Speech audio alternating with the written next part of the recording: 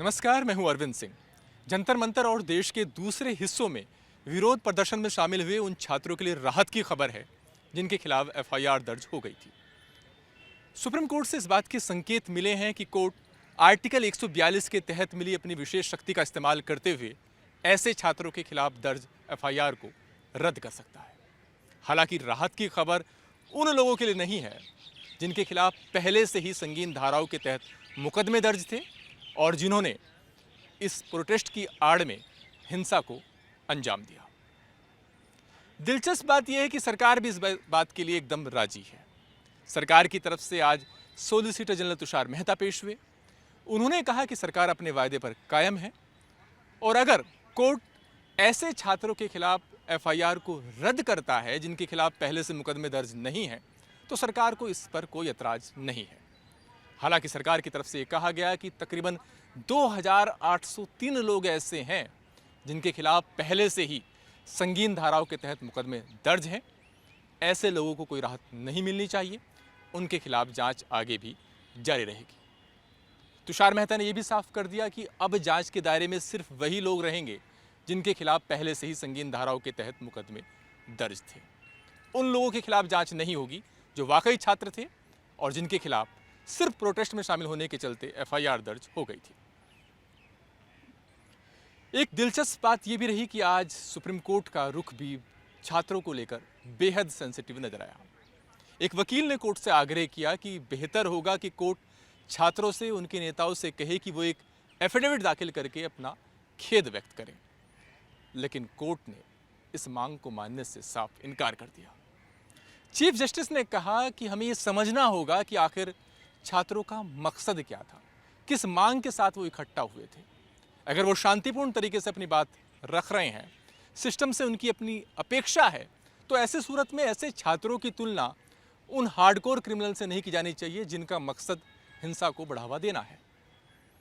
Court ने यह भी कहा कि हमें यह देखना होगा कि ये छात्रों के जीवन, उनके भविष्य से जुड़ा मामला है। छात्रों के अभिभावक अपनी गाढ़ी कमाई खर्च कर देते हैं उनकी पढ़ाई में। ऐसे में जाहिर तौर पर उनकी सिस्टम से अपनी अपेक्षाएं हैं और हमारी कोशिश ये रहनी चाहिए कि छात्रों का सिस्टम में भरोसा कायम रहे। आज सुनवाई के दौरान सुप्रीम कोर्ट ने यह भी तकरीबन साफ कर दिया कि वो इस मामले में आगे जांच के लिए एक हाई पावर कमेटी का गठन करेगा। इस हाई पावर कमेटी में सुप्रीम कोर्ट के एक रिटायर्ड जज, एक हाई कोर्ट के रिटायर्ड चीफ जस्टिस और 2 वरिष्ठ पुलिस अधिकारी शामिल हो सकते हैं। कोर्ट ने इस बारे में दोनों पक्षों से सुझाव भी मांगे हैं। कोर्ट ने कहा है कि ये जो कमेटी होगी ये दोनों पक्षों की तरफ से जो आरोप प्रत्यारोप लगे हैं उनकी जांच करेगी। यानी कमेटी ये भी देखेगी कि क्या वाकई जो याचिकाकर्ताओं का आरोप है उसके मुताबिक पुलिस ने प्रदर्शनकारी छात्रों पर जरूरत से ज़्यादा बल का इस्तेमाल किया। कमेटी ये भी देखेगी कि क्या वाकई पुलिस वालों के खिलाफ भी हिंसा हुई है। कमेटी सारे तथ्यों की पड़ताल करने के बाद अपनी रिपोर्ट देगी और उस रिपोर्ट के आधार पर कोर्ट आगे फिर आदेश जारी करेगा। इस कमेटी में कौन शामिल होंगे, उसकी जांच का दायरा क्या होगा, कमेटी कैसे काम करेगी, इस बात को लेकर के क्लैरिटी कल आने की उम्मीद है। कल कोर्ट कमेटी के गठन को लेकर अपना आदेश दे सकता है, ऐसा कोर्ट ने संकेत दिए हैं। इससे पहले कोर्ट ने कमेटी के गठन को लेकर सभी पक्षों से सुझाव मांगे हैं। एक बात यह भी महत्वपूर्ण रही कि इस मामले को लेकर के बिहार सरकार और दिल्ली पुलिस की तरफ से भी हलफनामा दाखिल किया गया। दोनों राज्यों की तरफ से जो हलफनामा दाखिल किया गया उसके जरिए उन्होंने साबित करने की कोशिश की कि प्रदर्शनकारियों को लेकर उन्होंने जो कार्रवाई की थी वो संयमित थी और ज़रूरत के मुताबिक थी। मसलन दिल्ली पुलिस ने जो एफिडेविट दाखिल किया है उसमें पुलिस की तरफ से कहा गया कि इस मामले में भीड़ बहुत हिंसक हो चली थी। जो प्रोटेस्ट में शामिल लोग थे उन्होंने तमाम बैरिकेड तोड़ दिए थे, उन्होंने पुलिस पर पत्थरों से, लाठियों से वार करना शुरू कर दिया था। 240 से ज़्यादा पुलिसकर्मी घायल हुए हैं। यह पुलिस की तरफ से अपने एफिडेविट में जानकारी दी गई। पुलिस की तरफ से यह भी कहा गया कि तकरीबन 5000 सुरक्षाकर्मी थे जबकि मौके पर 30,000 से ज़्यादा प्रदर्शनकारी मौजूद थे।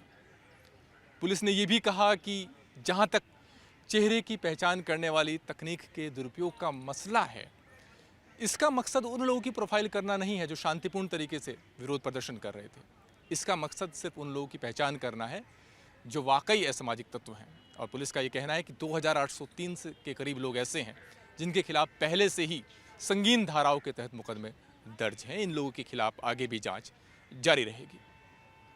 वहीं बिहार सरकार ने जो एफिडेविट दाखिल किया है उसने AK-47 को लेकर के अपनी सफाई दी है। सरकार का ये कहना है कि सिर्फ सिवान में AK-47 चली और उस AK-47 की वजह से जो गोलियां चली उससे कोई चोटिल नहीं हुआ। इसके पीछे बिहार सरकार ने तर्क दिया है कि एक कांस्टेबल था जो भीड़ में घिर गया था और ऐसे में उसने हवा में गोली चलाई। लेकिन सरकार ने बात जरूर माना है कि AK-47 का इस्तेमाल कानून व्यवस्था को कंट्रोल करने के लिए नहीं किया जा सकता। AK-47 का इस्तेमाल बेहद असाधारण परिस्थितियों में ही हो सकता है और ऐसे में जो कांस्टेबल ने कार्रवाई की है उसके खिलाफ एक्शन लिया गया है, उसको सस्पेंड किया गया है और आगे भी विभागीय कार्रवाई उसके खिलाफ जारी है। बिहार सरकार की तरफ से भी कहा गया कि 157 पुलिसकर्मी घायल हुए हैं। सरकार की तरफ से ये भी कहा गया कि 200 से ज़्यादा लोगों को छोड़ा गया है, ऐसे छात्रों को जिनका कोई आपराधिक इतिहास नहीं है और सुप्रीम कोर्ट के पिछले आदेश के मुताबिक इस मामले से जुड़े तमाम सबूतों को सुरक्षित रखा गया है। अब ये बात साफ हो गई है कि इस मामले में सुप्रीम कोर्ट अब एक हाई पावर कमेटी का गठन करेगा, क्योंकि सरकार और याचिकाकर्ता दोनों इस बात के पक्ष में हैं। उम्मीद यह है कि बुधवार को इस बात को लेकर के सुप्रीम कोर्ट का आदेश आएगा और इस मामले में जांच कैसे बढ़ेगी ये पूरी तरीके से फिर हाई पावर कमेटी के अधिकार क्षेत्र में आ जाएगा। हाई पावर कमेटी कोर्ट को रिपोर्ट देगी और समय समय पर जो कोर्ट की तरफ को रिपोर्ट दी जाएंगी उसके आधार पर ही कोर्ट आगे आदेश जारी करेगा। इस हाई पावर कमेटी के बारे में पूरी स्पष्टता कल कोर्ट के आदेश से आने की उम्मीद है। कैमरा पर्सन सौरभ रावल के साथ अरविंद सिंह, जी मीडिया, दिल्ली।